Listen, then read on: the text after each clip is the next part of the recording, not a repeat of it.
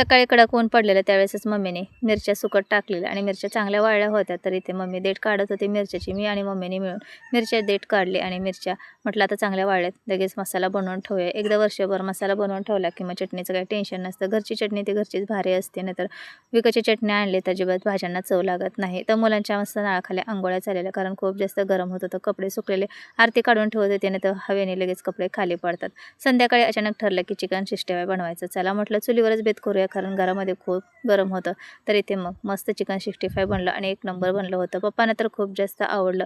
आतून ज्युसी झालेलं आणि वरून मस्त क्रिस्पी कुरकुरीत बनलेलं. मुलांनी तर 2 मिनिटात फस्त केलं. जसं गरम गरम फ्राय करून घेत होतं तसं तसं मुलांना देत होतो आणि खरंच सगळ्यांना खूप जास्त आवडलं. त्या चिकनचं अर्धं 65 बनवलेलं आणि बाकीचं मग कालवण आणि फ्राय बनवायचं होतं.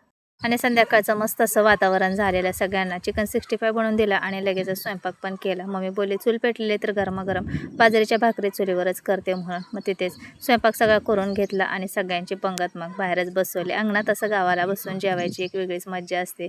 मस्त बाजरीच्या भाकरी, कालवण चिकनचं आणि फ्राय बनवलेलं. असंच होता शॉर्ट व्हिडिओ. बाय.